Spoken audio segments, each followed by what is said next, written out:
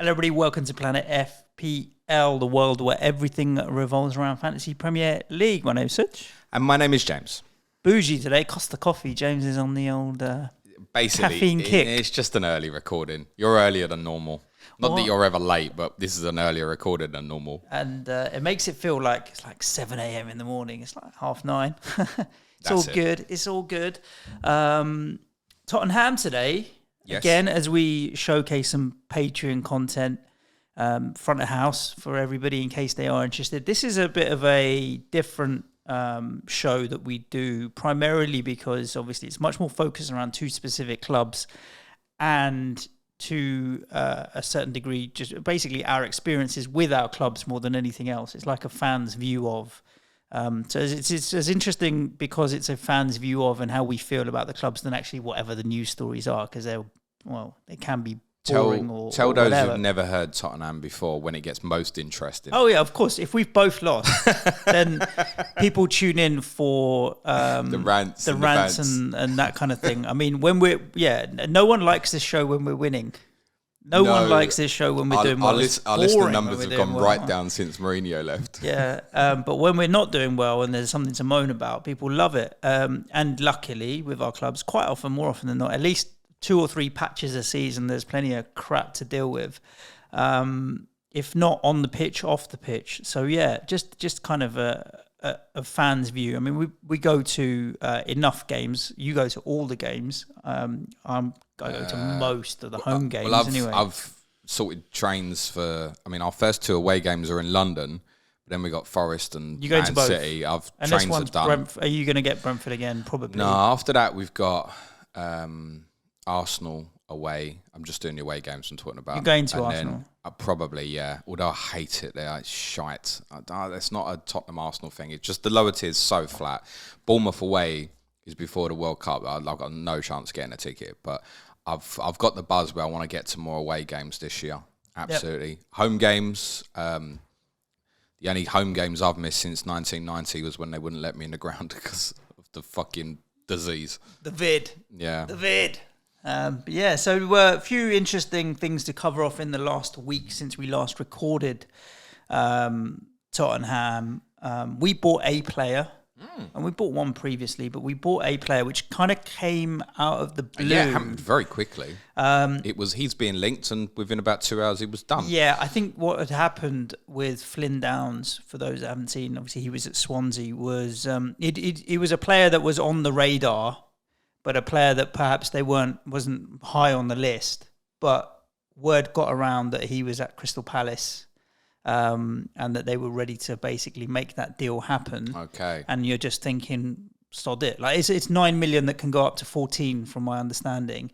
That kind of money, it's no big deal. So they just probably thought, look, he's a West Ham fan, and if you're going to offer him a choice of West Ham players, he's going to take it. It's no slight on Palace's home club, right? So they just thought, fine, sod it, we'll do it. And we need a central midfielder with Noble retiring, and then Alex Král was obviously not, his loan wasn't turned permanent. We're light in central midfield. We've got Souček, Rice, and then you're dropping in Lanzini or whoever else. So we needed another central midfielder. And he's the right profile. Like, I can't say I've known much about him before, but everything I've heard and seen, he fits the kind of He's proper West Ham, isn't he? You can tell when he speaks. He's a Cockney geezer. He's combative. He's feisty. He's not scared to put it about a bit. He doesn't shy away from a challenge or an argument or getting in someone's face. Neat and tidy on the ball. Never seems scared to receive it. He's comfortable on the ball. He's not flashy or whatever, but he'll give and go. He's right for that. If we're playing double pivot in the middle, then he's perfect for there to sit in the same role as a Rice or a Souček would do. I don't think he gets us forward as much. But, right age at 23. First choice, you think, English, or not? No, not immediately, no. Because, profile player is nothing like Souček, is he? No, he's not tall and lanky and going to get run rate in the box.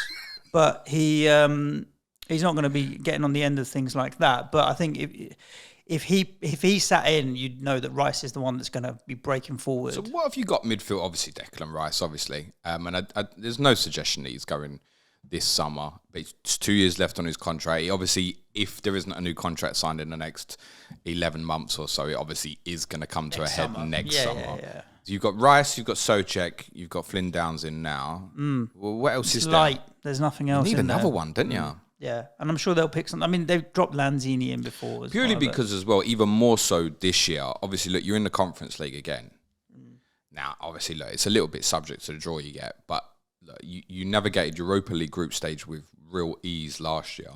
In theory, you should navigate the group stage of this even easier. I think we will. You don't want really Declan Rice to be playing Thursday nights before the World Cup and stuff. Yeah. So you want at least another one. You want Downs to play every game in that competition, don't you? Really? Yeah, and I think he will. I mean, Connor Coventry's played a few of these preseason. I don't know. I care very little for preseason or what indication it gives for the actual season. To be honest with you, I mean, when a team plays 2 games on the same night, you're like, what the hell is this? Right?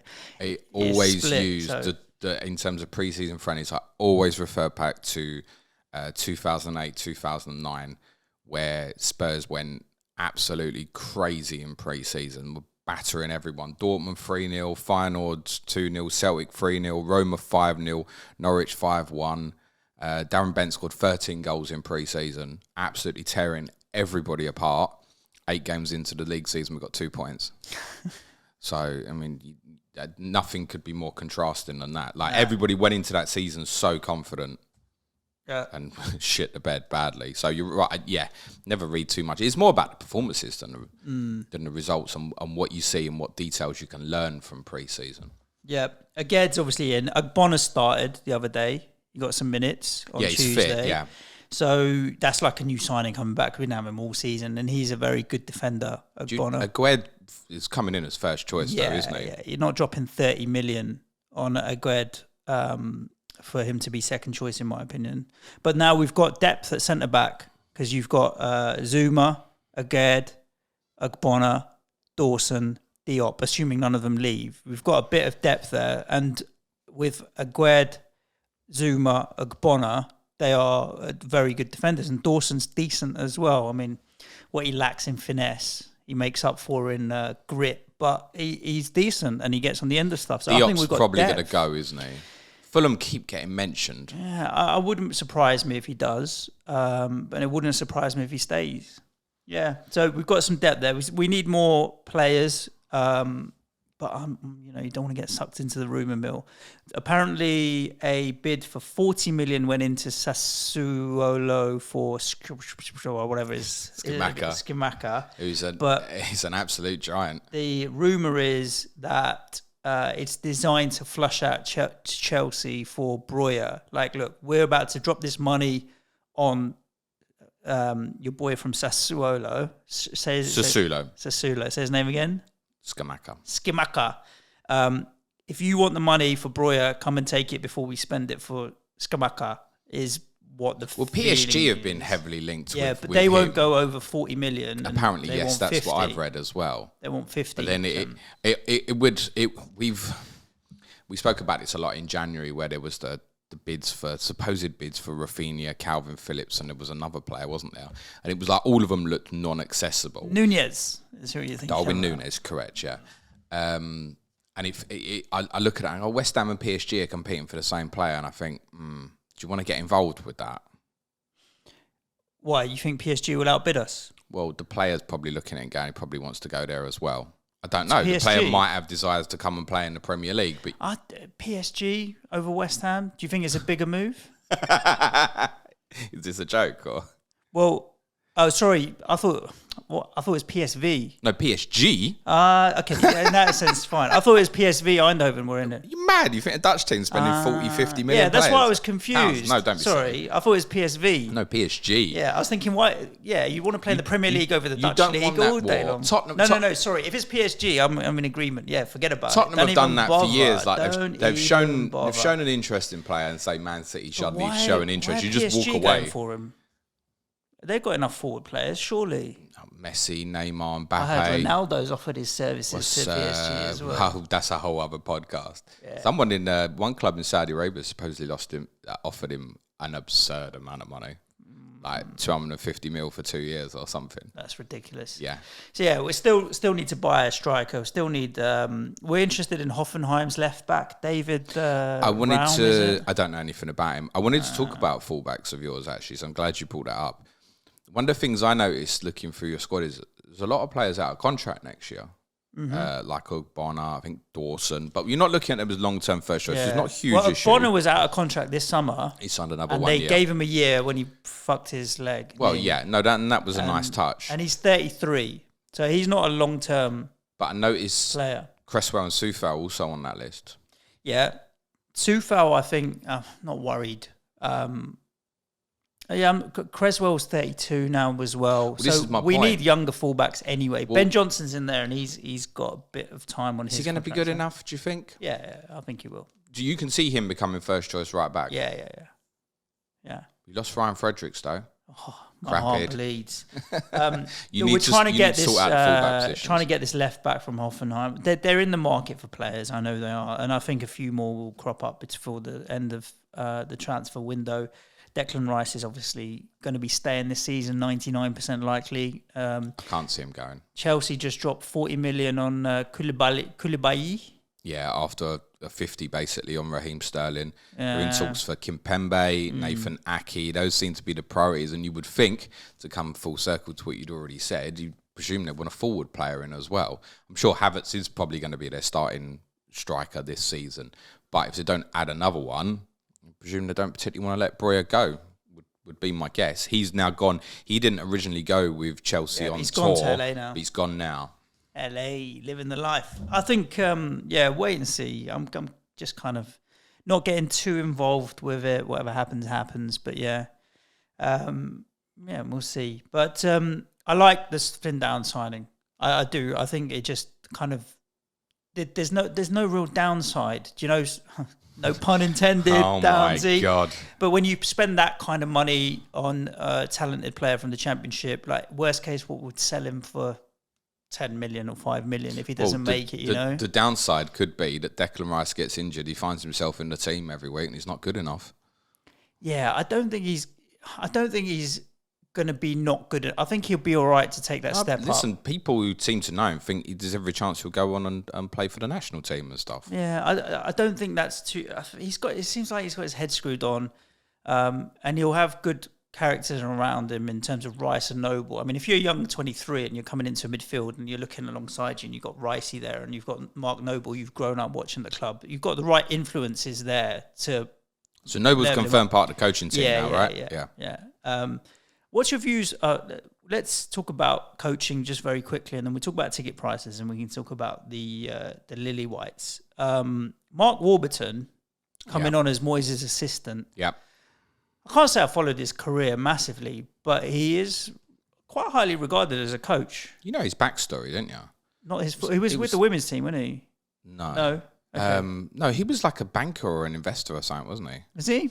I can't say I know much about him other than I've heard his name mentioned in articles here and there. And it was like when he got the Brentford job years ago. But he's very highly regarded as a coach. He had an extremely bad end of results period at Queen's Park Rangers.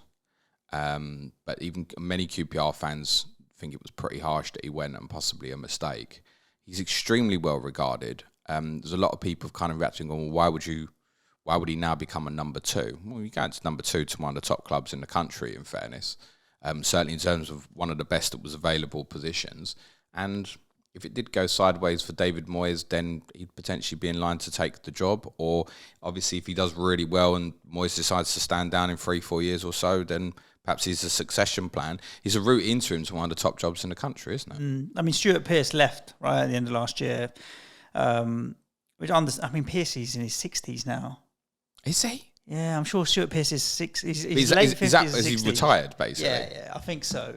I'm going to double check it, but I'm sure he's older than you think he is, considering like we grew up watching him play. Do you know what? I'm trying to think. He played for England I remember him playing for England in 1999, and I was going to say he was about 38 or something. Yeah, he's 60. It was England had a bit of a crisis at left back, and can you play basically? It was under Keegan. But it feels like Warburton's a fair replacement for like in the dressing room. If you've got someone like Stuart Pearce, coming in alongside Nolan and the other guys we've got in there, I'm fairly comfortable with it. This is a reshaping of the backroom.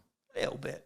Not huge, That but can, a little that bit. can go either way, can't it? Well, Moyes is still in charge, so I don't think too much will change. And we'll see. Scandals of ticket prices. Come on, talk to me about this. Depends what side of the fence you're on with this. Give us the overview and then give us both sides of the fence. I think they've released the general sale ticket prices For the first Man game City against Man City. Yeah, I think they went general sale yesterday, Wednesday, or next Wednesday. A Wednesday. I think it's already. I think. I sit in band 4. And the band 4 prices are £75. Did we ever find this band that was really, really cheap? And I told you I couldn't even find it on a stadium map. Did you ever find it? I don't even remember looking for it. It was like band. What's the highest band? Band 1? 6. 6. No, so upwards 1, yeah, and lowest is 6. Yeah, I think it was like band 7. There is a band 7 or something. I'm not sure. No one can tell me where it is. So band 4 is where I sit, which is penalty box, kind of in line with the penalty box or the just box. one postcode away. Whatever. Adults £75, under 18s. It might be under 16s because on the season tickets they do under 16s. I think so. Yeah, 18s, is £55 Yep. for this particular game. If you sit bang on the halfway line in the posh seats, the 1966 club or whatever they call it, that's £100. And I think it's 65 or something for under 16s. So people are upset with this ticket pricing because it's more expensive than it ever has been at West Ham. Two ways of looking at it. So to give you a comparison, right? £75 for one game against City for adults. My season ticket in the same seat is £650. So it's more than 10% of my season ticket. The under 18s, or under 16, £55. My kid's season ticket is £160.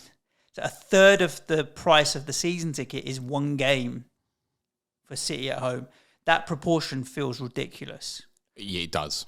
But looking at it, another comparison that you can make. So quarterfinals, semi-finals of the Europa League last year, I paid 50 quid-ish, give or take, and the kids were 30. So it's 50% more than it was. It was just like the quarters and the semis. Quarters and semis. That's fair enough. It's 50% more than that. Yeah. So it's expensive. But you are also playing one of the best teams in the world. It's expensive compared to some of these other prices, but it's comparable to what other people would charge. Like it's a London Premier League club. It's the top end now, and I don't think it doesn't fit in with the rest of what West Ham are doing with the pricing on season tickets and what have you, that they've whacked it up. That's West the problem. Ham, it's West not Ham, unreasonable, but it's out of context. Yes, and West Ham deserve massive praise for their season ticket pricing. Yeah, it's ridiculous. In fairness. But it's that, the disparity feels wrong. Do you think they reflect on when you went into the stadium, obviously the pricing was low and it's had steady increases, that there was a fear when you went in, would you fill it? Purely because, not because you don't have the fan base, because you do, but more because of the setting, it being so completely different to Upton Park, etc., etc. Do you think they reflect on that and went, they lowballed it and wish they'd have gone a lot higher? Nah, I think there's a difference between us moving there and like your new stadium because of the animosity about moving. I think they lowballed it to appease the fans. That's what I'm saying. Not to fill it, because I think they would have filled. They probably knew they would have. East London, you fill it with the tourists, whatever. But I think they lowballed it to say to the fans, "Look, we're keeping the prices low, so get on board with this." And they did. And filling it's not been a problem at all, to be honest with you. So no, but that's what I'm saying. Now, do you think it will creep up? We're 3 years away from me spending £1,000 instead of £600. What they can't do with the season tickets, you pay what? £650. £650. So mine, quite equivalent seat to what Suj has in obviously White Hart Lane is obviously, although it's the same postcode, is twice the price. Mm-hmm. What I'm saying is yours is and no concessions. Yours is £6. True, yes, that is very true. Meaning that kids pay the same adult price. So Suj is £650, mine's £1,350, I think, right? But basically call it double. West Ham can't turn to you and say, nah, they can't double it. This is it. They can't put it up 20% or so. No. Because that will cause its own outrage. This is what I'm saying. Do you think they've realised, and possibly influence of Tottenham, but I think obviously influence of themselves, looking going, we ain't making as much money on this as we could. And the reality is there's been a lot of obviously outpouring of anger about ticket pricing for that West Ham game, as there has been even more so actually for Fulham and their opening game with Liverpool. Reality is West Ham will be full game week 1. Yeah, Fulham will be full game week 1 because the amount of tickets that go to general sale is not that many, because we're selling so many season tickets. It's not. We're not talking about half the stadium is going to be paying that price. You're talking about 2,000 or 4,000 people. It's not going to be a lot, mate. So the majority of I can understand the fans' outrage, but it's not the majority. And taking a step back and looking at the bigger picture, we do a lot of kids for £1. Cup games, they're tenner, like early round of the League Cup and stuff. They have done previously. Let's see if they do it again this year. They've always done a lot of cheap games when they don't matter, to fill it on a weeknight league games. They sometimes do kids for £1 and stuff. So they do stuff to get the fans in. And yeah, they've raised the price on this. I went to see Ed Sheeran at Wembley Stadium. That was £90. And I don't even like Ed Sheeran. Well, I don't. No, I don't dislike. But then look at the price of things. But then that's also it's a one-off, isn't it? Yeah. What I mean is the prices that West Ham have set for Man City at home. That's also going to be the price for Tottenham at home, Liverpool at home, Chelsea and Arsenal at home. Who's then buying one-off for all of those games, but not buying a season ticket at that point? Do you know? But maybe they can't. Have you not got a waiting list for season tickets? We have got a waiting list. But I know people have waited maximum 2 years or 3. People feel like, I'm like 20,000. It cycles quite quickly. But right now you'd have to pay it, wouldn't you? Is the point. You would. My own view is, and I've discussed this a few times on these pods in the past, is I don't moan about ticket prices from a personal. I actually seeing yours like that in terms of the disparity, and seeing Fulham, because they've built one new stand on the river, suddenly smashing their ticket prices up like to absurd levels when, with respect, Fulham is a small football club, makes me more angry than whatever Tottenham do, because Tottenham impacts me, and I know that whatever money they set, it's like people go, are you paying that for a season ticket, James?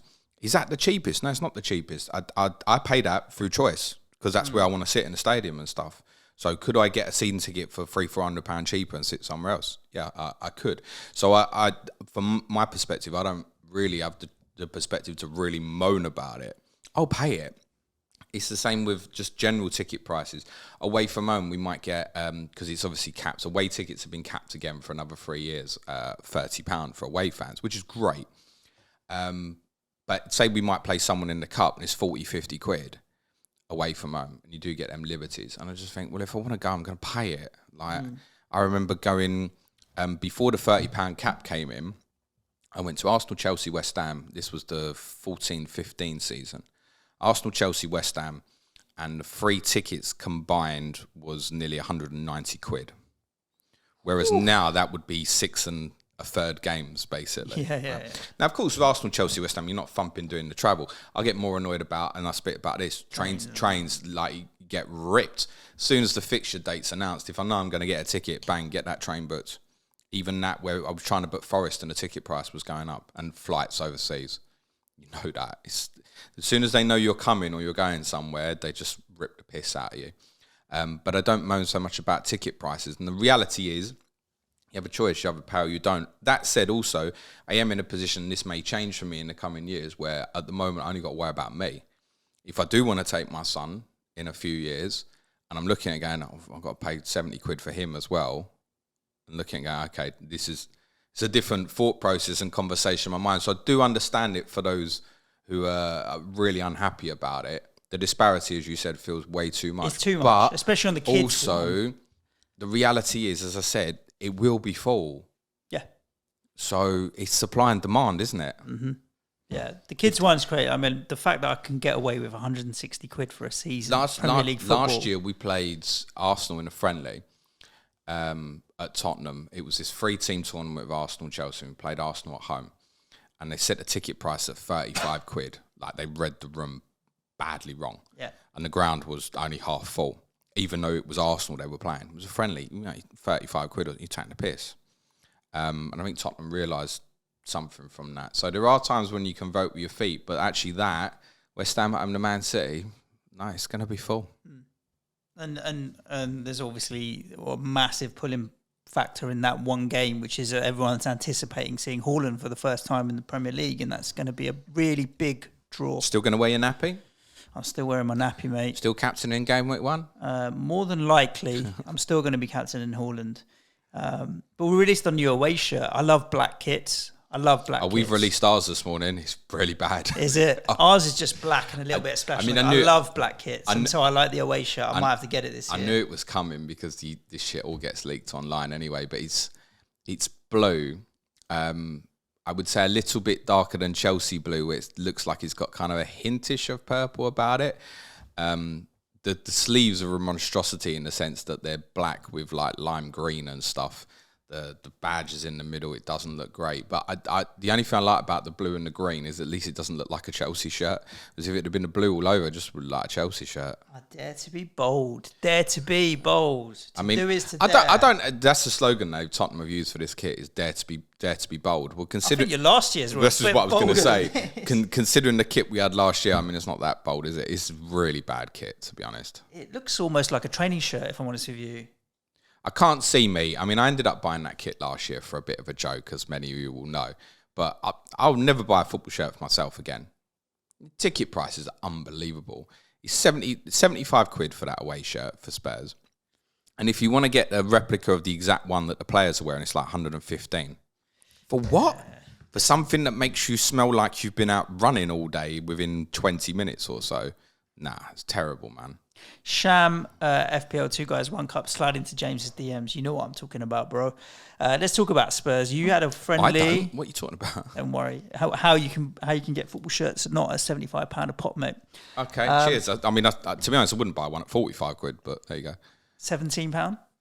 Yeah, maybe. Deal to be done. I'll sell them. Do you know what? I'll sign it and we'll do a giveaway. How is James going to fund his son's £70 tickets? You know, when you go outside the stadium and there's going to be match day scarves. Get your match day scarves. To be fair, that's going to be James now. Sham, if you can get me cheap ones for like a 3-year-old, or you need to go higher for football shirts, and you're 4 or 5-year-old, let me know. Yeah, I am interested. Match day scarves. Get your match day scarves. Yeah, with like David Moyes on one end and Antonio Conte on the other. How weird. They are weird, those ones, with have faces on them. Yes. You watched the friendly a couple of days ago. What else? It was yesterday, wasn't it? It was. I have no idea, mate.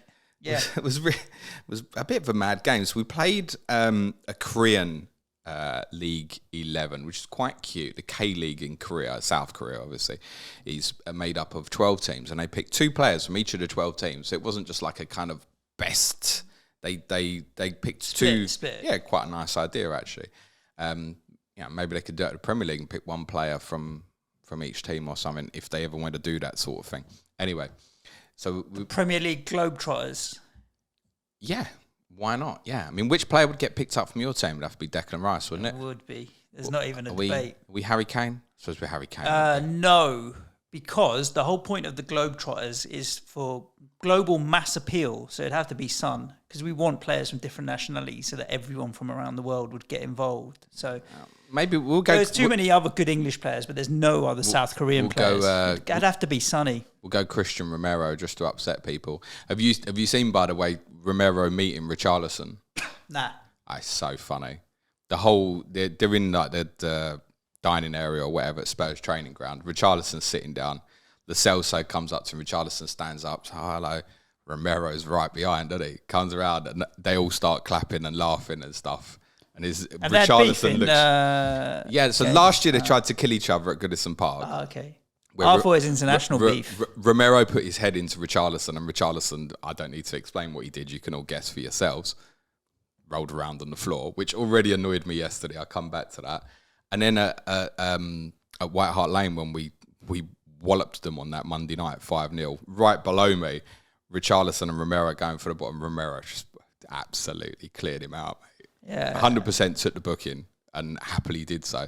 Bit of Argentina-Brazil beef as well, I suppose. But they're all right now. Anyway. Of course, I mean, all of that shit's forgotten when you're in the same dressing room. We played this game yesterday. We won 6-3. It was a bit of carnage. The first thing to say is the FPL listeners may have picked up that Heung-min Son took a penalty when Harry Kane was on the pitch. This isn't a debate. Okay, Sonny took the penalty because it was in South Korea, it was in his home country, and it kind of guaranteed him getting, well, not guaranteed, but you know what I mean. It got him on the score sheet. It made the locals happy, etc. It was having a laugh about it afterwards. Kane also scored a free kick, which is probably more of an influence, which was right from the edge of the area, just drilled it hard and low, took a slight deflection, went in, which is probably bad because Kane's shit from free kicks, which probably means he thinks he can take some more during the season when Sonny should be on them. But believe me, 100% Harry Kane will be on penalties next season. So the really interesting thing that come out of it was the team felt not too dissimilar to last season. So we've got these new signings done, brand in. We've got 5 new in. We only saw one of them, which was Richarlison, who's now got the number 9 shirt and played as a central striker. Kane came off, did he? Or Kane and Son both played second half. Oh, okay. So Richarlison played up front. He played with Brian Hill to the right of him and Lucas Moura to the left in the first half. What's really obvious about Richarlison is absolutely works so hard. What he'll give Tottenham, which we don't really have from the front, is that real kind of pressing. If he was to play in front of Kane in certain games, he'll go and press. He goes in on the goalkeeper. He goes in on everything. He really works hard. There are obvious clear things that are going to agitate everyone about him. Like, he is a cheat. I'm bullshit anyone. Yeah, I thought you were going to use the word diver, and cheat is even more harsh than diver. No, he's a cheat. He's a cheat. Listen, every team's got players who cheat. Richarlison's a cheat. He's now my cheat, so obviously feel a bit different about it. In the second half, so they changed a lot of the team at half-time. Richarlison started on the left. He played on the left for 90 seconds, and the reason he played on the left for 90 seconds was because they decided not to bring Son on at half-time. They brought him on at 46 and a half minutes so he could have his own ovation. Big round of applause. Yeah, exactly. Just to even lead back into the fact that he took the penalty and stuff. And Richarlison nearly scored from the left in those 90 seconds. Kane got the ball on the right-hand side. Brilliant cross. And this is Harry's first touches in the game. And Richarlison's there to get it on the back post. Defender has to make a decision, obviously puts it into his own goal. Then Sonny comes on. Sonny goes to the left. Richarlison then plays on the right for about 20 minutes before coming off. So he played all 3 forward positions. And this is what Conte loves about him, right? If you've got a problem with, and I think it is still the first choice front 3 of Son, Kane and Kulusevski, Richarlison comes and fills any of them. And also adds to later in games you can obviously change the system. Kulusevski, by the way, was training yesterday, as was Ben Davis, who weren't involved with the team. Kulusevski come out of training early the other day with a calf complaint, but he's believed he's fine. We've got another game on Saturday, and they're both, Davis and Kulusevski, are both expected to be involved. But other than Richarlison, the other new signings weren't involved. So even Perisic joined the club with a little bit of an injury. He's out in Korea. He's training. It's not clear if he's going to be involved on Saturday or not. The word from the training session on Tuesday was that Perisic isn't doing ball work yet. So it is worth saying that he is behind the others in terms of fitness and stuff. And one of the things that really stood out from the game yesterday was Ryan Sessegnon has beefed up, Suj. He's been in the gym. Yeah, 100% he's been in the gym. There's a lot of videos been circulating during the summer anyway of Sessegnon doing his kind of own individual work and weights and whatnots. And yeah, it looked like it yesterday. It looked like there was more power in his game. So that's a promising sign. So, look, he's 4.5. Just keep an eye on that. No Bissouma or Fraser Forster. And they won't be playing at the weekend either. You know why, Suj? Because you're in Korea and they're here. No, they're both in Korea. Oh, I don't know. And they'll be in Korea for a while because they've both got COVID. Oh. And they've got to isolate for 7 days. Fair play. Well, everyone else is coming home on Sunday. they've got to stay out there. Extra holiday. So we've got Perisic we haven't seen yet, Bissouma we haven't seen yet, Forster we haven't seen yet. Bearing in mind, all the fuss was get these guys in so they can play in training Korea and stuff. So they're now behind. It'd have been better off to signed late. And Clement Longley was confirmed on Friday. Great, he can go to Korea.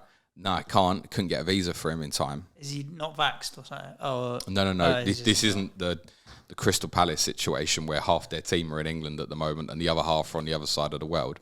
No, they couldn't get. I mean, he might not be vaxxed. I don't know, but they couldn't get a visa for him. So he's been back trained in London. We've got another game against Seville on Saturday, and then obviously Clement Longley, Basuma and that can join in for the game at Ibrox against Rangers the following Saturday, where it's presumed that at least by that point Perisic will be involved. So the team had almost feel like it was the same, which was really odd after the summer we've had. I think Sessegnon stood out for his performance left wing back, but the most enjoyable aspect of the game, bar watching Kane and Son pick up where they left off and cause riot in the second half, was the performance of Rodrigo Bentancur and Oliver Skipp in the first half. Brilliant in midfield. Was much better offensively and defensively in terms of control. The game really opened up second half and became a bit of a disjointed mess. But in the first half, we played some really nice stuff. Bentancur turned up like on the ball he was playing an exhibition match, and off the ball he was playing a cup final. Like really impressive. And Ollie Skipp we haven't seen since January basically. Looked really good. And there's a lot of people think he's obviously going to be fourth choice midfielder this year. And he might well be in terms of you've got Højbjerg and Bissouma as well. But Ollie will put up a real fight to be involved. So those four are really competing with each other. And they looked good together, those two. That looked like a natural partnership, Bentancur and Skipp actually. The other two have some work to do. Pape Matar Sarr, who Tottenham bought last summer, went back on loan to Metz, played second half with Højbjerg. He just didn't have the same control. He's a young boy. He's probably expected to go back out on loan, but Tottenham probably want to loan him to a Premier League club now, actually, to give him experience in this league. He could stay around, and if one of the other four central midfielders got injured between now and the window shutting and picked up a bad one, then maybe he would stay around. Tottenham want to add another centre-back. I want to add another creative midfielder, something that's different from those four. Because none of them are, I'd say run the games are probably not true. None of them's going to unlock a door, shall we say. You can end up with, if Kane doesn't drop short, you can end up with the distances being a bit big between midfield and attack. And they want something that can vary that. And I think also would allow Conte in certain games to play free in midfield and Kane and Son up front together, for example, in a more orthodox front two. That's the plan. So they want another centre-back on top of Langley and want another creative midfield player. And obviously Jed Spence is just going on and on and on. He is almost definitely going to sign for Tottenham, but it is just dragging. I went to Enfield on Tuesday night. Enfield Town. So Enfield Town is walkable for me, which is quite nice. I live in Enfield. And Spurs took only be about 10 minutes, 5 minutes. To be honest, for a walk, it's probably about half hour. I mean, Mrs. dropped me off. I thought it was. I thought they played on. This is going to be really shit for people not familiar with Enfield. You know where the Toby Carvery is on the Great Cambridge? Yeah. They played down there. Round the back of there, yeah. Ah, okay. Donkey Lane and all that. Donkey Lane. So they had an under 23 or under 21 team play at Enfield. They normally do it every year. I'd not been able to go for the last 4 years, and the last time I went, it still annoys me. Those who listen to the audio book I did on Tottenham's last season at White Hart Lane, it still annoys me. Marcus Edwards, yeah, best player on the pitch and worst player on the pitch. Best player's got incredible talent and ability, and worst player's lazy fucker, who's now doing okay in Portugal with Sporting Lisbon, but it still annoys me. And it was interesting, I went back and looked at that the rest of the Tottenham team that played that night to see if anyone had kind of gone on to be at the top level, and no. And you wouldn't expect it, right? Because the best kids at the moment will be with the first team. Like Charlie Sayers was a young left-footed centre-back we got from Southend in January. He's out with the first team. Harvey White was out with the first team and stuff. So it's difficult to look at them and go, these boys are going to go on, and like there's nothing I can see in that squad that says to me any of them players are going to go and be first team players for Tottenham in the future. But get there, and like that night years ago where I was excited to hear that Edwards was playing in the ground, fucking Danny Rose. What's Danny Rose doing here? He's on the pitch training with the kids. Played for Tottenham at left back. for the kids team. Yeah. So the situation with Danny Rose is he's a Watford player. Watford have told him to go and find a club. It's unknown at the moment whether, and people say, we won't be rejoining Tottenham. Oh, so you sold him? Yeah, he went to Watford last year, mate. So Mourinho, in fact, was it even the year before? No, I think it is last year. Mourinho had jettisoned him out, right? Forced him. He spent a year at Tottenham basically coaching the kids. Wasn't allowed to train with the first team or anything. Went to Watford. It didn't work out. He's not a top-level player anymore. I've spoken about this so many times. In that 16-17 season where we pushed Chelsea, Rose was on course to win Tottenham's Player of the Year, and it's the best Tottenham team I've seen is that season. And he picked up a bad knee injury at Sunderland, which was meant to be 3-4 weeks and became 9 months, basically. And he suffered a lot mentally. And did he recover to be the player that he was before? No. But what you always got with Danny was 100% commitment and stuff. Went to Watford, didn't work out. It's probably on the fault of both sides. Dave's obviously now told him to go and find a new club. So presumably, Tottenham, I think, because he has suffered with mental health, Tottenham have looked out for him and said, come along. They knew that he really enjoyed helping coach the kids when he had the year at Tottenham where Mourinho wouldn't play him. So I think they've said come back, and obviously helps keep his fitness up. But that might not be the end of the story. And the reason it might not be the end of the story is I think it's possible Tottenham might re-sign him. There's a couple of reasons for that. One, Tottenham have a homegrown player issue at the moment. And I'm not suggesting for a moment Danny Rose will rejoin as first team player. Liverpool done something really interesting this summer. You heard of the player Jay Spearing. Is that a name that rings any bells to you? I've heard it. Jay Spearing was this young bulldog midfielder, basically. It was kind of, it looked like me, worryingly, a little bit. And he's not the most handsome chap, who broke into Liverpool's team in kind of the late noughties and stuff as a young kid. Anyway, didn't make it top level with them, went to Bolton, filtered down the leagues and stuff. Liverpool re-signed him this summer.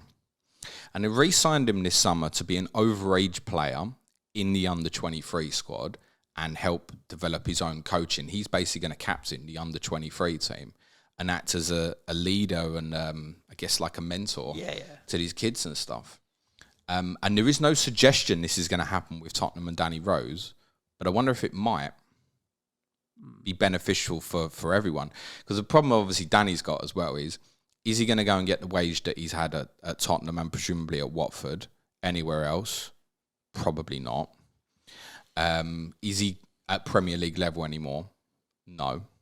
And I worry about him because I know that he's suffered and stuff. And I think you speak to any Tottenham fan who properly has cared about Danny Rose and stuff, there's always a little bit of anxiousness for him, wanting him to be all right. So, I mean, he looked happy and stuff, playing with the kids. I think he enjoyed that. I think he likes that leadership responsibility and stuff. And it might be something that works for all parties. It would essentially finish his career as a first-team footballer, I guess. But it might be something that suits all parties. You don't think he'll be a 4.0 option in FPL then? No? He wouldn't play for the first team. Imagine he could be our first £3.5 million defender in FPL. If it did happen, no, it wouldn't happen. I mean, take yesterday's game, for example. Obviously, Perisic unavailable. Region, I'll finish with him in a sec as well, has been left behind in Korea, in England. They rate him so much and go to Korea. This is how you get rid of players. You just leave them behind on tour. Conte probably, in hindsight, would have taken them to Korea and left them there, probably that way round. Which I think it's harsh on Region. I'll come back to it. So you got Region technically as part of the squad. You've obviously got Sessegnon, Perisic, and yesterday he's used Doherty at left wing back, and then even really late in the game, Harvey White, who's a young central midfielder, he used him at left wing back as well. So, I mean, there would be 4 or 5 ahead of Danny Rose, even if he did technically re-register for the football club. There's no way you could play left wing back. You could possibly get away with him playing left-sided centre-back, maybe, but no. And do you know what? It was a little bit sad to watch. Like, they're playing Enfield Town, who are, I don't know, tier 8 or something of English football. He's not standing out as... Unless you knew it was Danny Rose, he didn't stand out. Do you understand what I'm saying? And there wasn't anybody. Enfield won 3-2 for the record. The Tottenham started both halves really, really badly and conceded early in both of them. Other than that, dominated most of the game. But again, Marcel Lavernier, who can play fullback, played midfield majority of the game, ended up at left back, was okay. The name to watch out for, maybe for the Tottenham listeners, would perhaps be Alfie Donington, who's only recently turned centre-back. Recently turned 17, played at centre-back. Big, tall lad, calm on the ball and stuff. Gave me a little bit of Michael Dawson vibes about him. Might be a name to keep an eye on. He was one of the youngest in that team as well. There's players in there like Kiona Tete, who's been on loan in lower leagues last couple of years and stuff. Will make it as a footballer, but Premier League level, no, I don't see it. Just finally, those who've been left behind by Conte as the 4 players. Reguilon, I mentioned, I think it's really harsh, actually. I don't see anything that's kind of warranted him being shunned. Well, especially when Perisic isn't like 100% fit yet and stuff. I don't get it. I feel like Tottenham are devaluing the value of the player as well. We know in the other cases, Tottenham, the other 3 players, we know Tottenham definitely want to move them on. Didn't feel that way with Reguilon. You could also make the case extremely harsh to leave Harry Winks behind. The difference with that one is when he obviously wants to look at Sarr as well, you'd look at it and he's taking Harvey White out there. You go, well, Winks isn't, like, you would be wasting it for Harry Winks. Harry Winks probably is better off staying here and training with the other guys. With Reguilon, it felt harsh. Like, you could have used him on this tour. What happens if Sessegnon gets injured in pre-season? I don't know. It feels like a little bit of an error to me. Yeah, again, there's no value in... Whereas if Basuma got injured for 3 months, it's not going to stop Tottenham selling Harry Winks. That's my point. Yeah. So I'm not overly okay with that. Seville just let Augustinson, their left-back, go to Aston Villa on loan, probably as backup. Well, almost definitely as backup to Luca Dean. So Seville got a spot. That's where Reguilon was on loan. Obviously, Tottenham signed him from Real Madrid, but he was on loan to the Seville team that won Europa League and beat Antonio Conte's final in Europa League final in Cologne. Maybe he's still angry about that. I don't know. Winks, he's probably going to go on loan to a Premier League club, but the Everton links have gone really cold. Lo Celso has been in like nearly every Tottenham video that they've released prior to going to Korea. Seems like he's getting his head down. Reportedly, he returned to training earlier than was asked and stuff. But Tottenham, Conte wants him to go.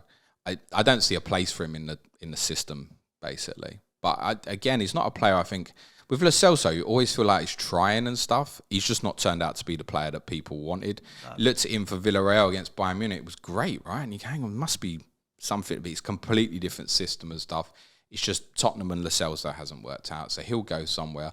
And Ndombele is the difficult one to shift.